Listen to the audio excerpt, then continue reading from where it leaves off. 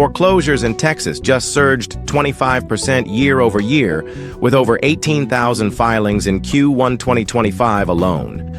Houston, Dallas, and Austin are leading the spike, and institutional buyers are already circling. So here's the question. Is this the perfect storm for distressed asset deals, or are you walking into a deeper downturn? Cash is king when markets crash, and timing is everything. In this video, you'll discover where the smart money is moving and how to position before the rebound. Stay with me, because I'm about to reveal the top 3 cities for cash-only real estate plays in 2025.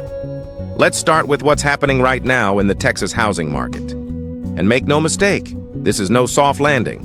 The Q1 2025 foreclosure numbers are flashing red.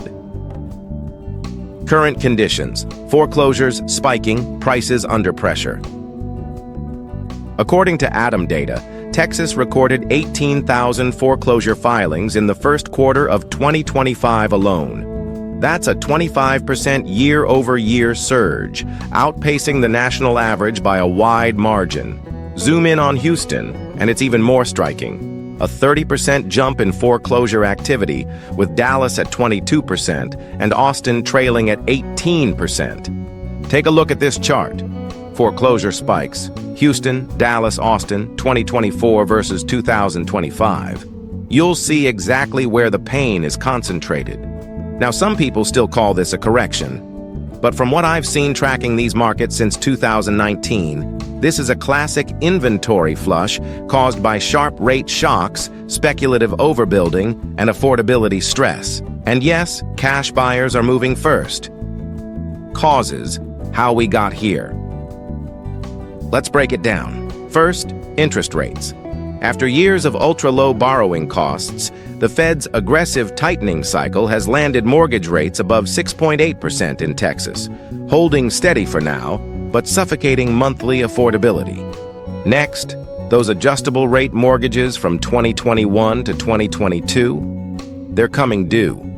Many owners who locked in 2 to 3% intro rates are now facing 7% plus resets. That's crushed cash flow, especially for leveraged buyers in suburban zones like Frisco and Katy. Once growth hubs, now pain points. Then there's the migration reversal. Back in 2022, Texas was absorbing Californians and New Yorkers by the truckload. Now, Zillow data shows net migration into Texas has dropped 30% from its peak, and that demand pullback is hitting local sellers. Add in the property tax burdens, especially in Houston and Dallas, and you've got a pressure cooker. This isn't just a slowdown, it's a recalibration. Impacts, price shifts, inventory, and liquidity trends. Let's talk pricing. Houston's median home price now sits at $305,000, down 2% year over year. Dallas is flat at $395,000, but trending soft in outer ring suburbs.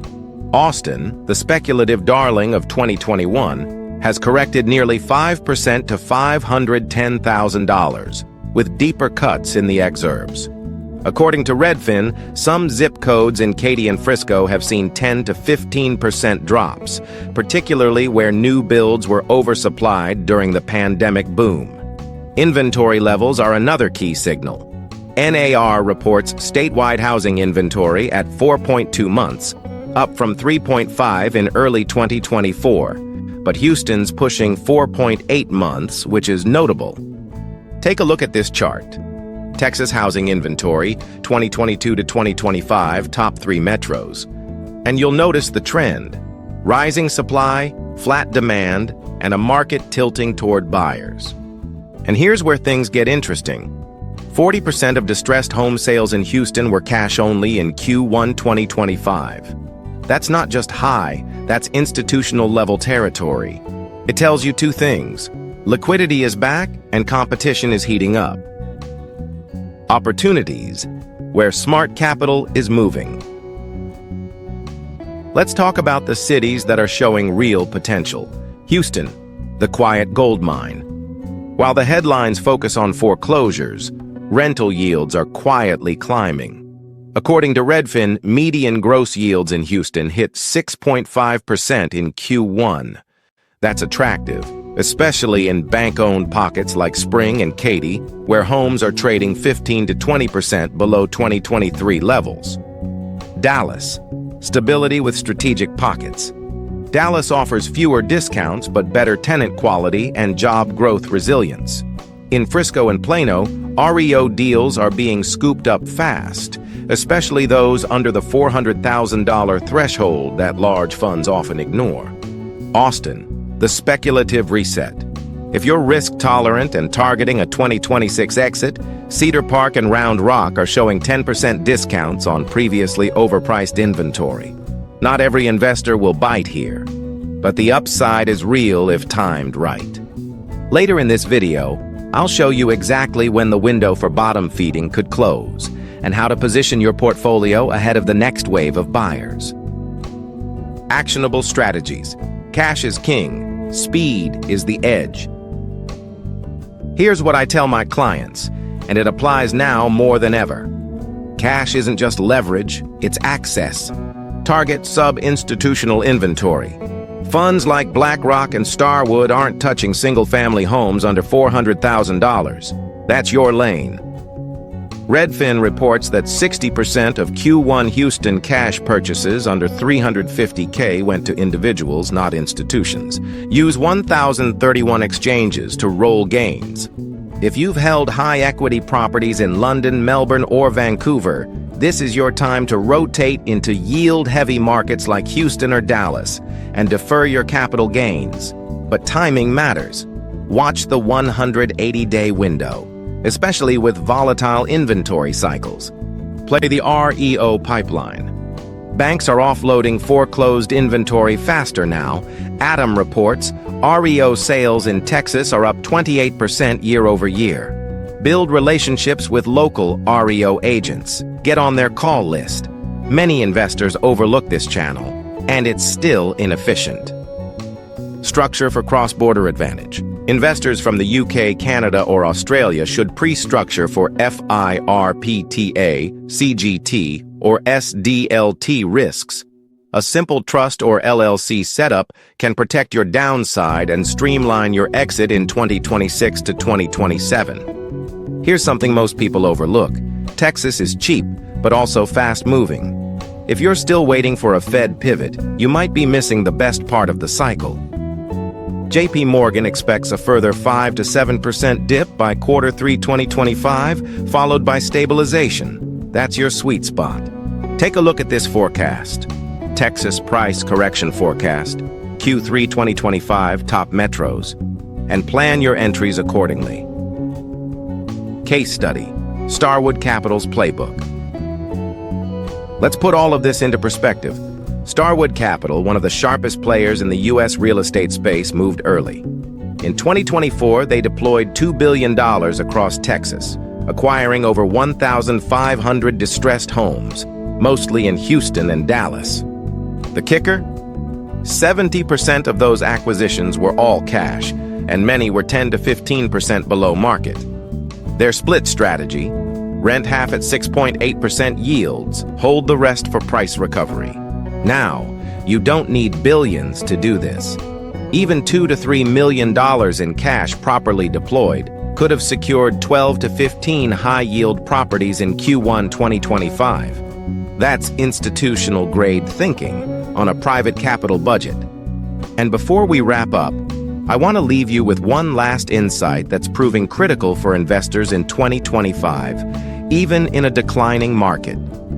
Speed and simplicity are winning over size and scale. The biggest edge isn't a billion-dollar fund, it's the ability to close fast, structure clean deals, and move before the next interest rate shift. From what I've personally seen working with investors in Houston and Dallas, the ones locking in cash-flowing properties now are the ones who will control inventory when the market stabilizes. You know how fast things move in this environment. Waiting too long can cost you, not just in price, but in access. Let's quickly recap.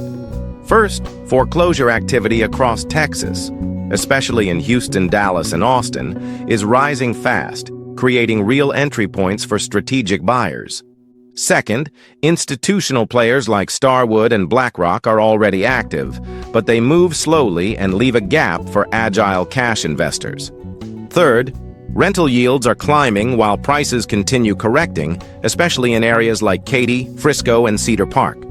Fourth, cross-border investors are using tools like 1031 exchanges and FIRPTA-optimized structures to deploy capital more tax-efficiently.